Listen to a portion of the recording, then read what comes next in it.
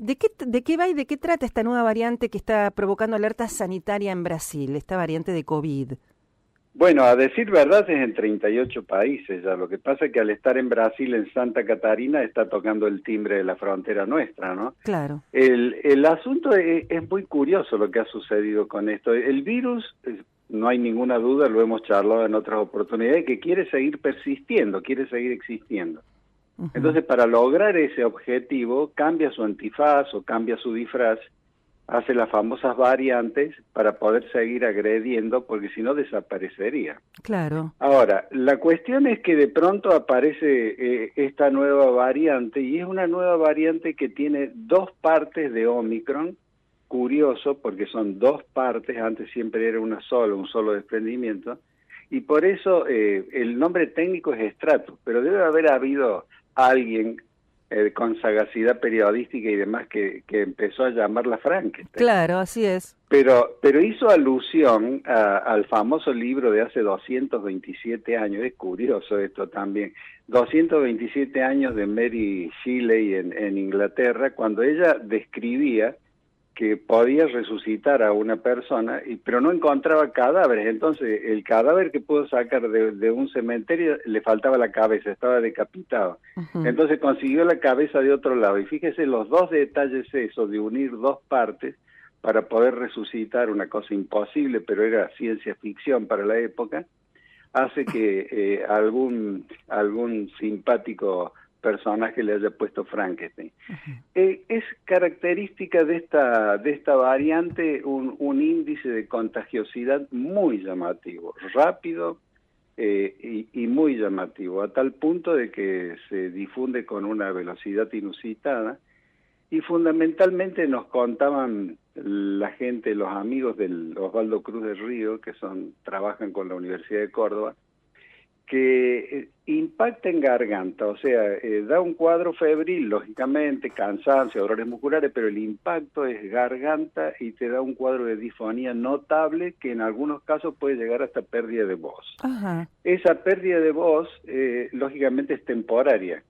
Bien. Y otra de las cosas interesantes que nos contaban los amigos de Brasil era que no es lo mismo la reacción del organismo vacunado con la reacción del organismo que no tiene ningún tipo de defensa, ¿no? Uh-huh. Y menos aún si de pronto se trata de un obeso mórbido o de un cardiópata de larga data o un asmático crónico o de pronto una persona que por distintas circunstancias puede tener disminuida todas sus defensas.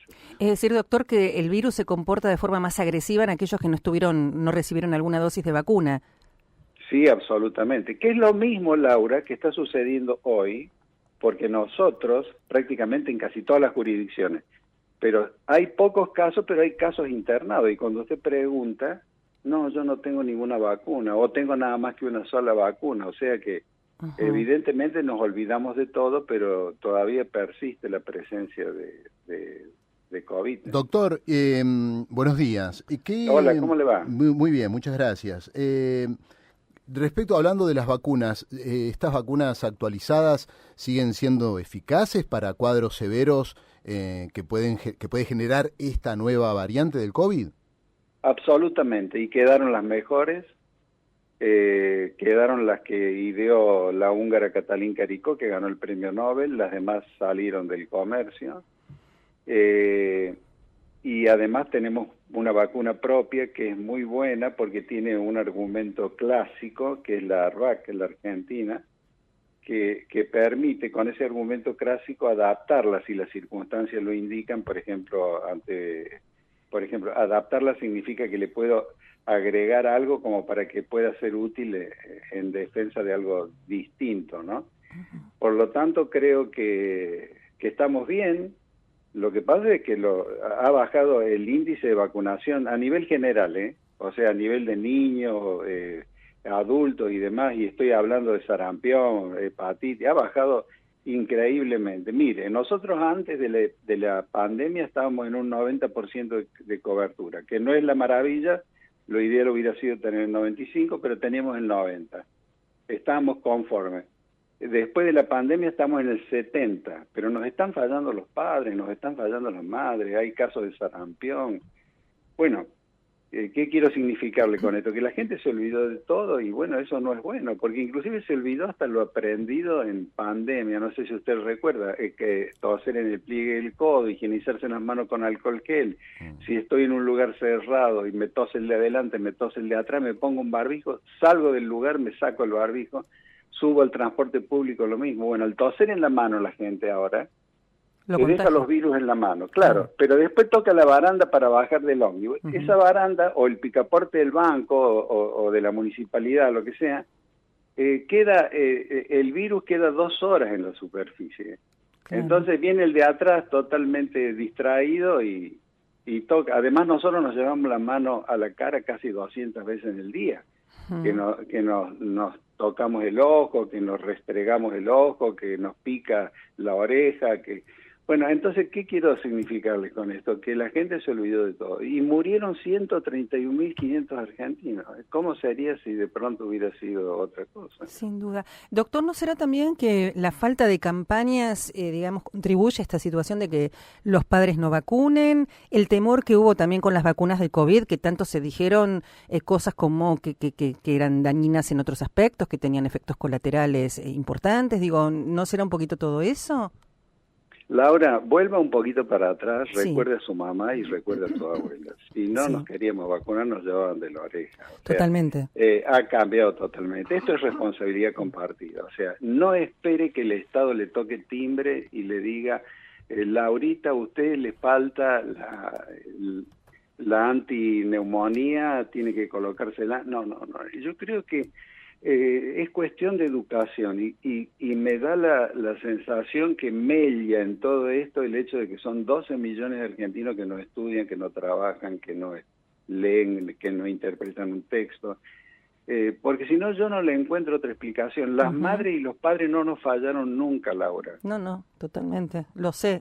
Yo como mamá he vacunado a mis hijos siempre, no se me ha pasado una sola vacuna de mis hijos. Pero digo que a veces hay mucha gente que sumida en la ignorancia y escuchando voces que no deben escuchar, que son las que tienen que escuchar como a usted y a tantos otros profesionales de la salud, deciden no vacunar a sus hijos, ¿no? Digo, y eso además que digamos que es responsabilidad de cada uno, por supuesto. Digo, quizás una campaña ayudaría a enseñar a esta gente que sí es buena la vacunación, que sí sirve, que las consecuencias de la no vacunación pueden ser mortales, ¿no? Absolutamente. Las vacunas y el agua potable nos sacaron de la Edad Media. Pero yo he visto que hay una propaganda de Nación para la vacuna del sarampión, que está saliendo mucho en televisión, no sé si en radio, pero en televisión está saliendo, y creo que vamos a tener que ser más estrictos, como en otra época, que las maestras exigían realmente todos los detalles, porque pensemos un momento, es una ley nacional el calendario de inmunizaciones. Sí. Y aún hasta las personas que reciben un aporte de ayuda por su condición económica, AUH, por ejemplo, todo, embarazo y demás, entre las exigencias están o que mande el niño al colegio y que lo vacune. Claro. O sea que teóricamente tiene que haber un control, un registro en el colegio cuando lo van a anotar. Pero están fallando, hay cosas que están fallando, por lo tanto yo creo que... Y fíjese que están interviniendo los jueces. Porque a nivel médico, ejemplo, Ramallo, hace pocos días una ex alumna me llama y dice, profesor, tengo tal problema, hay una madre que es naturista, que no quiere vacunar a su hija, la primera vacuna, recién nacido, contra la tuberculosis, VIH. Claro. Entonces le digo, aplique el protocolo. ¿Qué dice el protocolo? Hable con la directora le avisa a la justicia, el juez actúa y la conmina a la madre. Porque yo siempre hago alusión a lo que dijeron los camaristas federales de Córdoba en plena epidemia. Dijeron esto, sacaron un comunicado. Vivir en sociedad implica normativas. Las normativas hay que cumplirlas. Y evidentemente no puedo tener yo un señor alucinado que nos diga que la vacuna es esto. Ha habido gente en plena pandemia que salían y tocaban timbre, decía doña Luisa no se vacune que le ponen sí. Pues hemos vivido cosas rarísimas, ¿no? Doctor, volviendo a esta nueva variante y que como hace un rato usted decía que es un visitante que está tocando el timbre, un visitante que nadie quiere recibir, digamos. ¿Qué tan cerca está? Digo, sabemos que está en Brasil, pero ¿se están tomando precauciones concretas o ya se activó cierto protocolo para precisamente ese visitante no entre en la Argentina? Se está invitando a la gente que se vacune porque es muy difícil, ¿no? O sea, ya está en Santa Catarina, o sea, Santa Catarina es el lugar donde van y vienen los argentinos. Mire, yo les pongo saca la vuelta, digamos. Exacto. Claro. Yo les pongo un ejemplo de lo que sucedió con otra variante que es la NB181, o sea, están cansadores esto de claro, parecen no robots. No entiende nada, dice que de qué me habla este señor.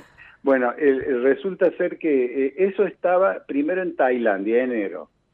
De Tailandia se fue a todo el sudeste asiático, llega a China, y después se fue a todas las poblaciones del Mediterráneo oriental. Y en Estados Unidos, que tienen prácticamente 600, 700 vuelos diarios, ida y vuelta con ese lugar, en 2 aeropuertos empezaron a testear. Cuando testeaban, se dieron cuenta en la zona oeste, en el aeropuerto de San Francisco, y en la zona este, en el de Nueva York, que le estaba subiendo mucho. Llegaron al 11,5 en el segundo testeo de eso. Entonces las comunicaciones nos están indicando que epidemiológicamente es imposible pararla. Claro. O sea, y menos con una cosa que es tan contagiosa. Claro. Pero yo creo que todo aquel que esté con una vacuna actualizada no debe tener ningún tipo de temor. Lo que sí nosotros recomendamos desde siempre, los cuidados que hemos aprendido, a toser en el pliegue del codo, higienizarse las manos, y si es peligroso el lugar, si hay lugar de gente abigarrada, que hay un aire viciado, que está todo cerrado, que tosen todo, póngase el barbijo, terminó su trámite, sáquese el barbijo y asunto solucionado. Doctor, para ir cerrando esta entrevista, que es un placer siempre escucharlo, ¿podríamos volver a tener una pandemia como la que tuvimos? No, las circunstancias son distintas. Que en el futuro, hay mucha gente que dice, suerte que se terminó todo, no, que en el futuro vamos a tener nuevos desafíos, la naturaleza está devolviendo todo el daño que le hicimos. O sea, no es raro que con otro nombre, otra cosa podamos tener, pero a esto por lo menos estamos en mejores condiciones, hemos aprendido. El principio de esto fue terrible. O sea, era un virus desconocido con una capacidad destructiva inimaginable. Yo perdí la mitad de todo mi grupo médico. Hay una placa que se inauguró en la Facultad de Medicina, lleva 10 minutos leerla. Era el momento en que había que estar en la trinchera. Terrible. Y no sabíamos quién era el enemigo. Bueno, no, ya ahora conocemos. Y la primera vacuna argentina, eso es un adelanto increíble porque no la teníamos. Claro. O sea, ahora hasta no podemos llegar a depender de los extranjeros, ¿no? O sea, no, yo creo que se han aprendido muchísimas cosas. Buenísimo. Doctor, como siempre, un placer hablar con usted. Le agradecemos muchísimo que nos haya atendido. Gracias, Laura. Que siga muy bien.